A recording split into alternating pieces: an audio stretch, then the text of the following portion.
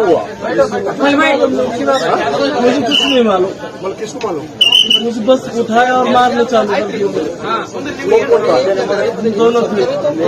अभी आप आगे जा रहे हैं साहब? आगे जा रहे हैं।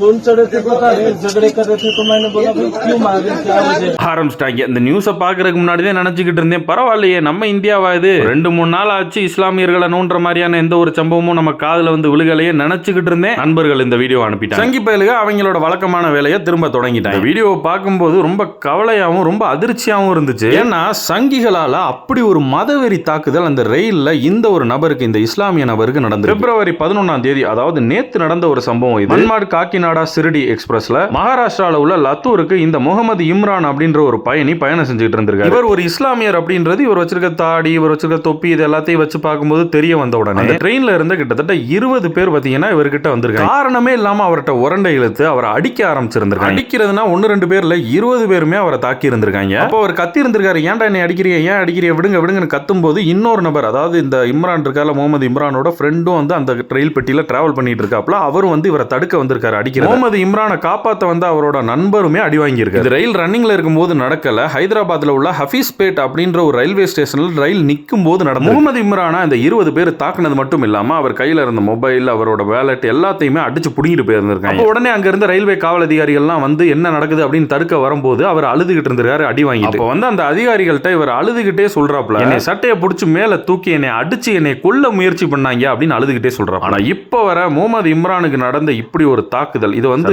பார்த்தா இது வந்து ஒரு தாக்குதல் மட்டும் சொல்ல முடியாது. கொலைவெறி தாக்குதல், கொள்ளை, மத அடிப்படையிலான வன்முறை அப்படின்னு பல குற்றங்களை அடிக்கிட்டே போலாம். ஆனா எவ்வளவு குற்றத்தை அடுக்குனா என்ன பிரயோஜனம்? இவ்வளவு குற்றங்கள் அடங்குனா அப்படி ஒரு சம்பவம் இங்க நடந்திருக்கு. ஆனா இப்ப வர அந்த ரயில்வே காவலர்களாலேயோ அந்த ஹசீஃப்பேட் போலீஸ் ஸ்டேஷன், அதாவது அந்த லோக்கல் போலீஸாலேயோ எந்த ஒரு நடவடிக்கையும் இப்ப வர அந்த 20 பேர் மேல எடுக்கப்படும். அப்படியே எடுத்தாலும் புழு புழுன்னு தான் இருக்கும். ஆனா எத்தனை தடவை சொன்னாலும் இந்த மதவெறி பிடிச்ச சங்கி பயலுக்கு இந்த ஒரு விஷயம் புரியவே மாட்டேங்குது. ஏன்னா நம்ம இந்தியா வந்து பல மதங்கள், பல மொழிகள், பல்வேறு பண்பாடுகள், இது எல்லாமே ஒன்னா சேர்ந்து வாழ்ற ஒரு நாடு. அதோட ஒற்றுமையை பாதுகாக்கிறது எவ்வளவு அரசாங்கத்துக்கு முக்கியமான பொறுப்பு இருக்கோ அதை விட அதிகமா அங்க வாழ்ற மக்களுக்கு அரசாங்கத்துக்கு அந்த பொறுப்பு இருக்கு. ஆனா அந்த பொறுப்பை கரெக்டா செயல்படுத்துறாங்களான்றது கேள்விக்குரிய, அது அப்புறம் பார்ப்போம். ஏன்னா பிஜேபி மாதிரி ஒரு அரசாங்கம் இருக்கிற நாட்டில் நம்ம அதை எதிர்பார்க்கிறது பெரிய பைத்தியக்காரத்தனம் தான். ஆனா மக்களான நம்மளையும் சில பேர் அதை உதாசீனப்படுத்தும் போது தான் இந்த மாதிரியான சம்பவங்கள் நடக்கும். அவங்க மாறுற வர எதுவுமே இங்க மாறாது. அங்கிட்டு தானே நடக்குது அப்படின்னு ரொம்பலாம் சந்தோஷப்படாதீங்க. தமிழ்நாட்டிலையும் நடக்கிறதுக்கு ரொம்ப பெரிய வாய்ப்பு இருக்கு ஒரு அசம்பாவிதம் நடந்தா.